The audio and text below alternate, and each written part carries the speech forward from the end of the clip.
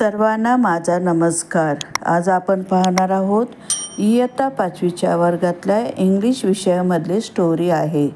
चला तर स्टोरीचं नाव आहे द 12 मंथ्स.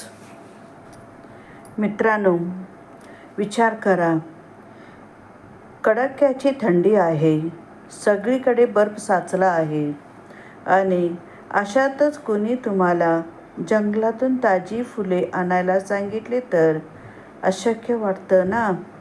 आज आपण अशाच एका निष्पाप मुलीची गोष्ट पाहणार आहोत, जिच्या दुष्ट सावत्र आईने तिला जानेवारी महिन्याच्या भयंकर थंडीत जंगलात फुले आणायला हाकलून दिलं. पण पुढे जंगलात तिच्यासोबत जे घडलं त्याने तिचं संपूर्ण आयुष्याचं बदलून गेलं. चला तर मग सुरू करूया द 12 मंथ्स म्हणजे 12 महिने. भाग 1. जंगलातील अद्भुत रहस्य आणि छळणारे सावत्र आई. खूप खूप वर्षापूर्वीची ही गोष्ट आहे. एका अतिशय थंड आणि पर्वताने वेढलेल्या देशामध्ये मारुष्का नावाची एक लहान आणि गोड मुलगी राहत होती. मारुष्का दिसायला जितकी सुंदर होती, स्वभावाने तितकंच दयाळू आणि कष्टाळू होती. पण तिच्या नशिबात एकच मोठे दुःख होते.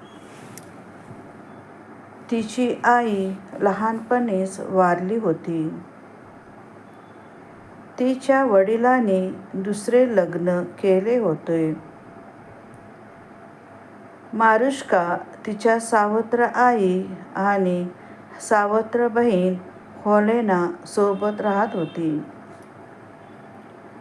दृश्यात सावत्र आई आणि तिची मुलगी हेलेना सोफ्यावर बसून आरामात काहीतरी खाताना दाखवायची आणि मारुष्का घरात झाडू मारताना किंवा कष्ट करताना दाखवायची. तिची सावत्र आई अतिशय दुष्ट आणि कपटी होती.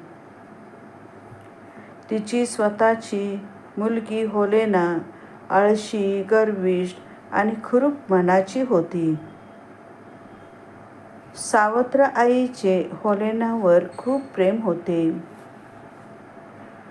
ही हेलेनाला काहीच काम करू देत नसे. उलट तिला नटवून थटवून ठेवत असे. पण बिचाऱ्या मारुष्काला मात्र ती दिवस रात्र घरची सगळी कामे करायला लावायची. कपडे धुणे, भांडी घासणे, जेवण बनवणे, लाकडं तोडणे, सगळं काही मारुष्कालाच करावं लागायचं.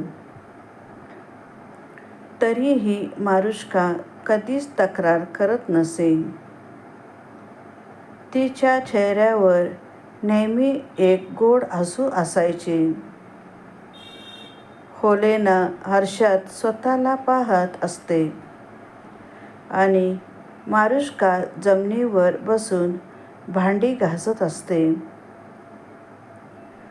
हेलेना चिडून आणि तोंड वाकडं करत, "आई, आई, इकडे बघ ना जरा, ही मारुष्का दिवसेदिवस किती सुंदर दिसायला लागली आहे. तिचे गाल कसे गुलाबी दिसतात आणि माझे बघ, या थंडीमुळे कसे काळे निळे झाले पडलेत. मला ही मारुष्का अजिबात आवडत नाही. गावातले सगळे लोक तिचेच कौतुक करतात. मला तिचा खूप राग येतो आई." सावत्र आई हेलेनाला जवळ घेते. मारुष्काकडे रागाने पाहत, "माझ्या सोन्या, तू काळजी करू नको ग. ती तर आपल्या घरची नोकराणी आहे. तिच्या त्या रूपाचा काय फायदा? ती तर फक्त कष्ट करण्यासाठी जन्माला आली आहे. पण तू म्हणतेस तीही बरोबर आहे. ह्या मारुष्काचे कौतुक मलाही सहन होत नाही. आपण काहीतरी असं केलं पाहिजे ज्यामुळे ही कायमची आपल्या डोळ्यासमोरून दूर होईल. सावत्र आई मारुष्काजवळ जाते आणि तिला जोरात धक्का देते. सावत्र आई ओरडत, ए मारुष्का, काय चाललंय तुझं? अजून भांडी घासून झाली नाही का? कामचोर कुठली. दिवसभर फक्त बसून खायचं माहिती आहे तुला? चालती हो इथून मारुष्का. हात जोडून डोळ्यात पाणी आणून, नाही आई, मी सगळं काम वेळच्या वेळी करते आहे. स्वयंपाकही झाले आहे आणि लाकडंही आणले आहे. मी अजिबात आळस केला नाही. बाहेर जोराचा बर्फाचा वादळ सुरू झाल्याचा आवाज येतो. खिडकीतून फक्त पांढरा शुभ्र बर्फ आणि थंड वारा दिसतो. आईच्या डोक्यात एक क्रूर विचार येतो. तो काळ कडक हिवाळ्याचा होता. जानेवारी महिना सुरू होता. बाहेर इतकी थंडी होती की श्वास घेतानाही बर्फ जमायचा. अशातच हेलेनाला एकाएकी एक दृष्ट लहर आली. हेलेना खोटं हसत, आई, मला ना या कडाक्याच्या थंडीत ताजी सुगंधी व्हायलेटची जांभळी फुले हवी आहेत. मला ती माझ्या केसात माळायची आहे. जर मला ती फुले मिळाली नाही तर मी अन्नपाणी सोडणार. मारुष्का आश्चर्याने, पण बहीण हेलेना, हा तर जानेवारी महिना आहे. संपूर्ण जंगल बर्फाखाली गाडले गेले आहे. अशा कडक थंडीत कुठे ही फुलं कशी येतील? निसर्गाचा नियम आहे की ही फुलं फक्त वसंत ऋतूत म्हणजे मार्च एप्रिलमध्ये येतात. सावत्र आईने रागाने लालबुंद होऊन मारुष्काचा हात पकडते. तुला शहाणपण शिकवायची गरज नाही. हेलेनाने मागितलं ना, मग तुला ती फुले आणून द्यावी लागतील. आणि ऐक, जर तू ती जांभळी फुलं घेतल्याशिवाय घरात पाऊल ठेवलेस तर मी तुला जिवंत मारून टाकेन.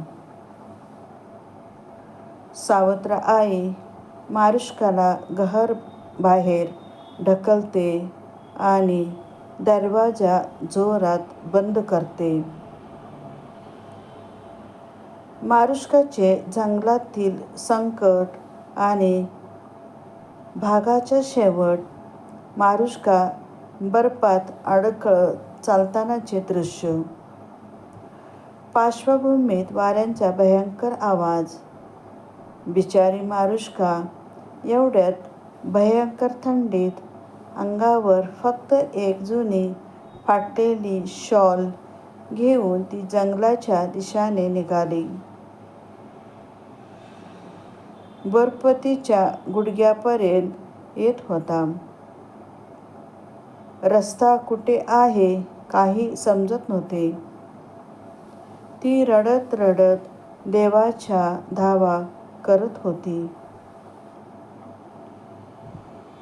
मारुष्का स्वतःची थरथरत कापत, देवा, मी आता कुठे जाऊ? ह्या जंगलात हिंस्र प्राणी आहेत. थंडीमुळे माझे हात-पाय घोटून गेले आहेत. मला ह्या जानेवारी महिन्यात फुलं कशी सापडणार? माझी सावत्र आई मला घरात घेणार नाही. मी आज ह्या बर्फातच मरून जाईन. असं वाटत मारुष्का कित्येक तास त्या बर्फाच्या वादळात चालत राहिली. भूक आणि थंडीमुळे तिची शक्ती संपत आली होती. ती एका मोठ्या झाडाखाली कोसळली. तिला वाटले की हा तिचा शेवटचा क्षण आहे. पण तेवढ्यात तिला दूर एका पर्वताच्या टोकावर एक चमकणारा प्रकाश दिसला. जणू काही तिथे मोठी शेकोटी पेटली होती. त्या प्रकाशाकडे पाहून मारुष्काच्या मनात आशेचा किरणा जागा झाला. ती कसाबसा स्वतःला सावरत त्या प्रकाशाच्या दिशेने जाऊ लागली. पण तिला माहिती नव्हते की तिथे तिची भेट अशा शक्तीशी होणार आहे, ज्याने मानवी रूप घेतले होते. ते होते 12 महिने. भेटूया पुढच्या भागात. तोपर्यंत धन्यवाद.